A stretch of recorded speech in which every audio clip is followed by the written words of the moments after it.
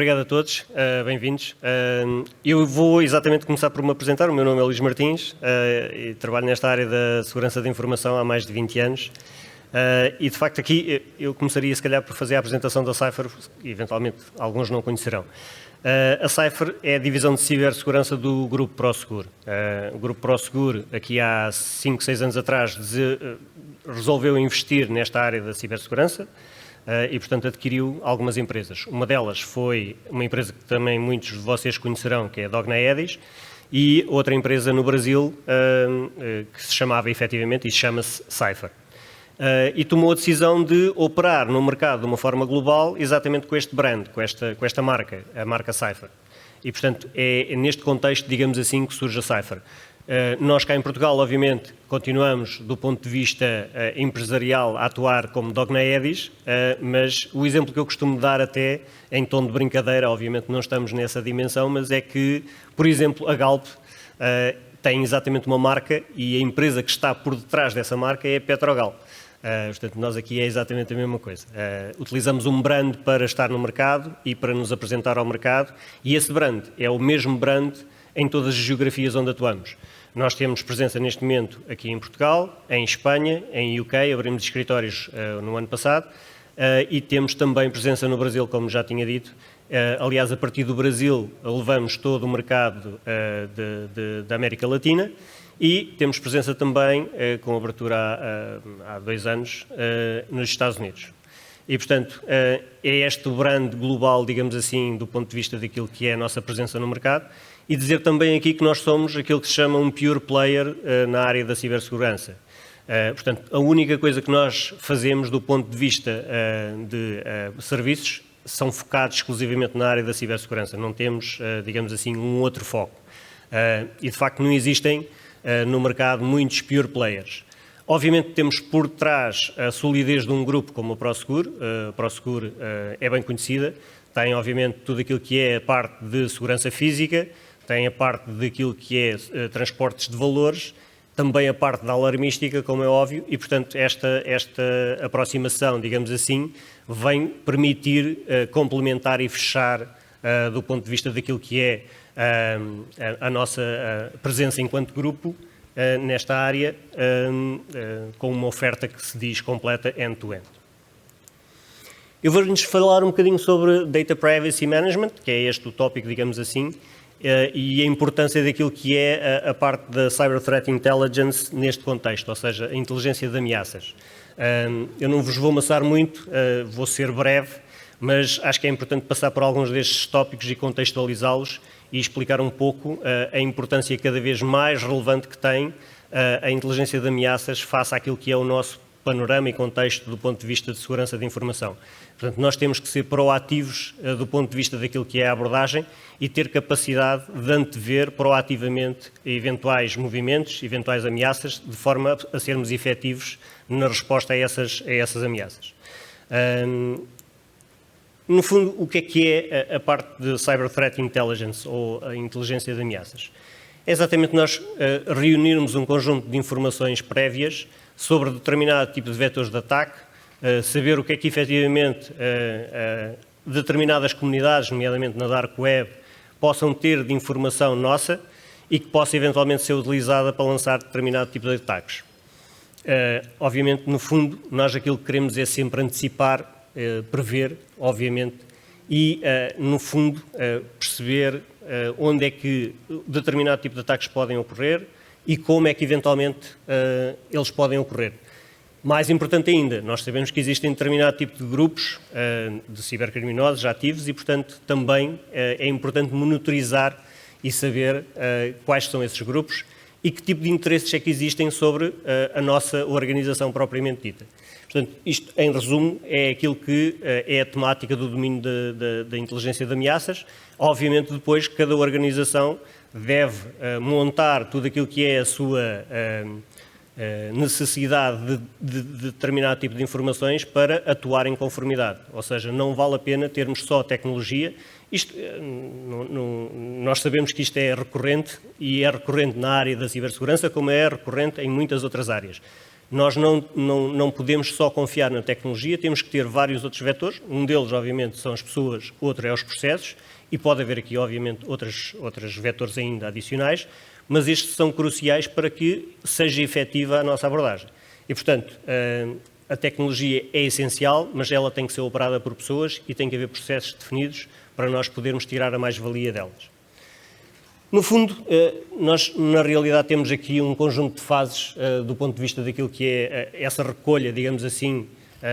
de informação que seja relevante para a organização e, portanto, ela começa sempre por a parte de definição e planeamento, se quisermos, onde nós vamos definir efetivamente quais é que são os objetivos que nós queremos atingir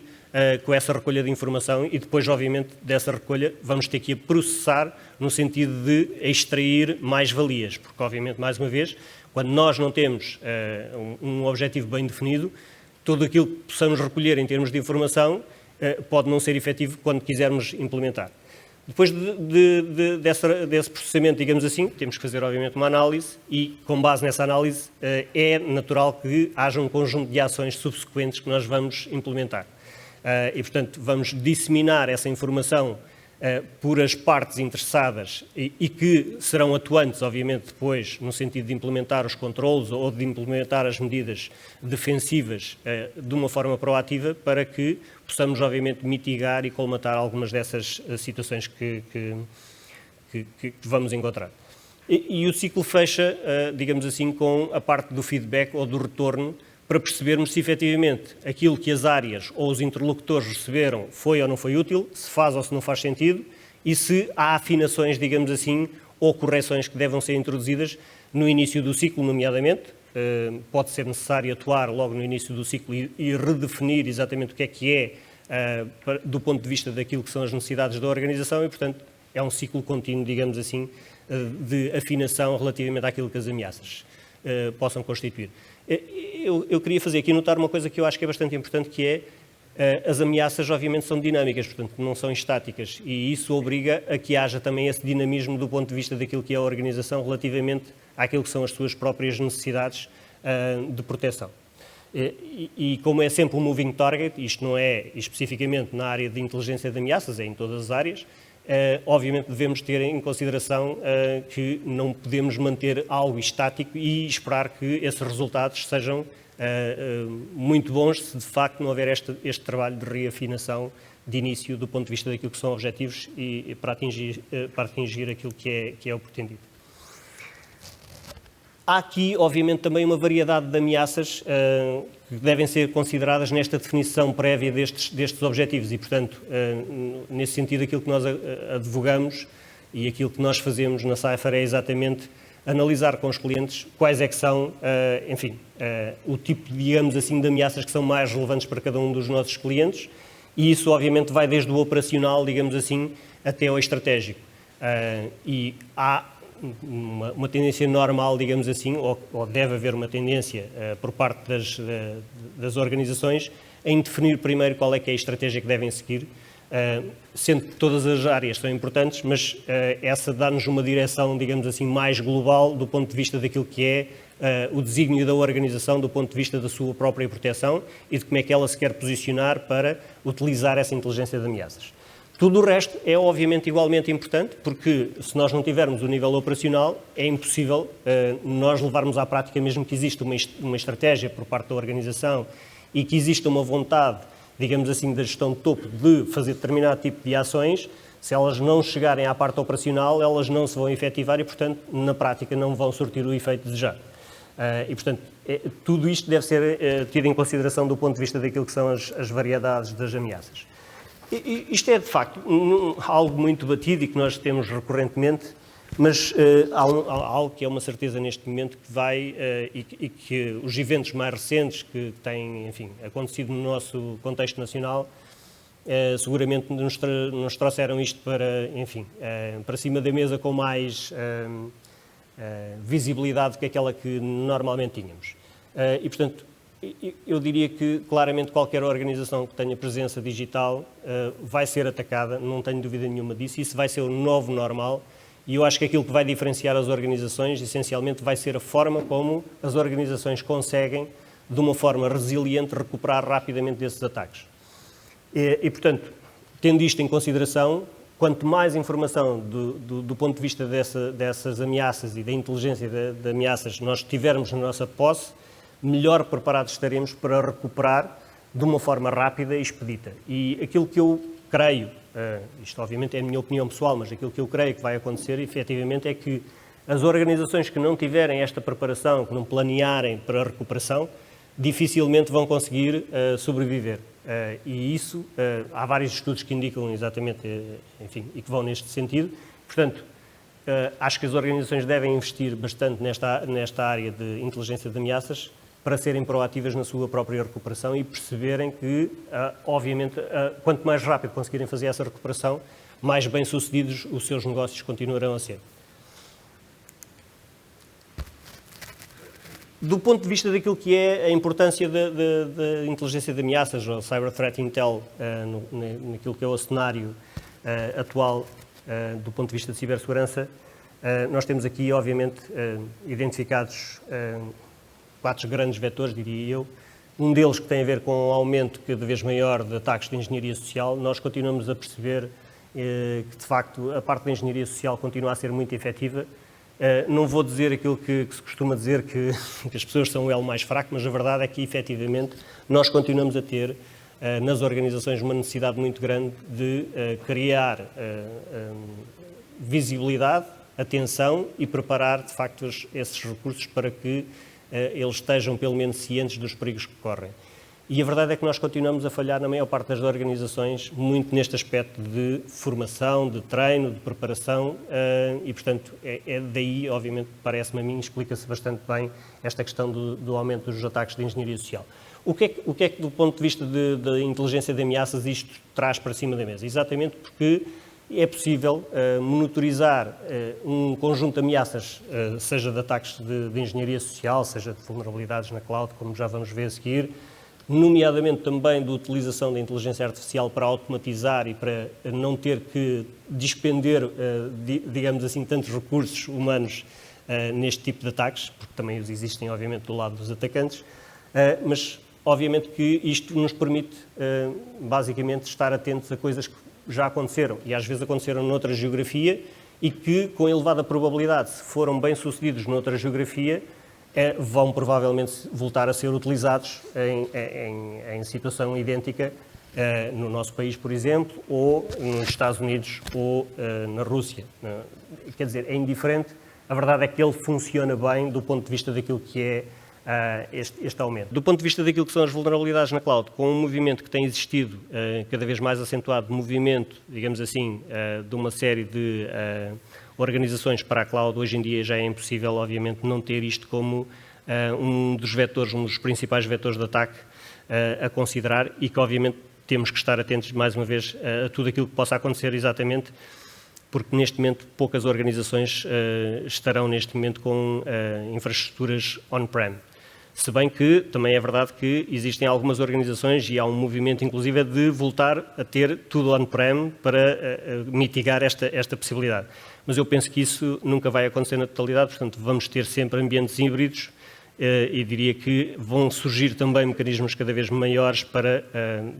enfim, prevenir estas vulnerabilidades que vão surgindo e, obviamente, mais uma vez, a parte da inteligência de ameaças é crucial para podermos atuar preventivamente nesta parte. A parte da inteligência artificial também é muito importante porque acaba por criar uma assimetria e nós estamos a utilizá-la de alguma forma em alguns vetores também na defesa, mas a verdade é que os atacantes utilizam muitos daquilo que são as mais-valias da inteligência artificial para automatizar um conjunto de ataques que são muito relevantes e, portanto, criam uma assimetria muito grande entre quem ataca e quem defende. Nós somos menos do lado da defesa, digamos assim, e andamos sempre um bocadinho a correr atrás do prejuízo, e do lado de quem ataca eles são muito criativos a arranjar novas formas de explorar toda a informação que é relevante. Depois temos aí um outro vetor que é muito importante, que tem a ver com a internet das coisas, que obviamente pode ser aproveitado e tem vindo a ser aproveitado muitas vezes para lançar um conjunto de ataques que não seria expectável termos e que, portanto, são usados exatamente nessa vertente. Eu diria que, portanto, há uma importância muito significativa e cada vez mais crescente de tudo aquilo que são estes vetores. Apenas deixar aqui alguns dados, obviamente, estatísticas existem imensas, portanto, mas acho que é importante que nós tenhamos essa noção do que é que está a acontecer e como é que nós, de facto, conseguimos eventualmente dar visibilidade e proteger-nos melhor relativamente àquilo que são estas ameaças que temos aqui. Eu penso que o meu tempo também está a terminar, mas, de qualquer maneira, gostava de terminar exatamente com esta parte da proteção de dados.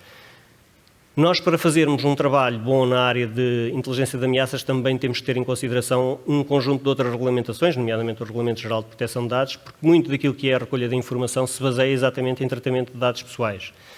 E o RGPD é amplo o suficiente, digamos assim, do ponto de vista daquilo que é considerar e classificar dados pessoais. Portanto, temos que ter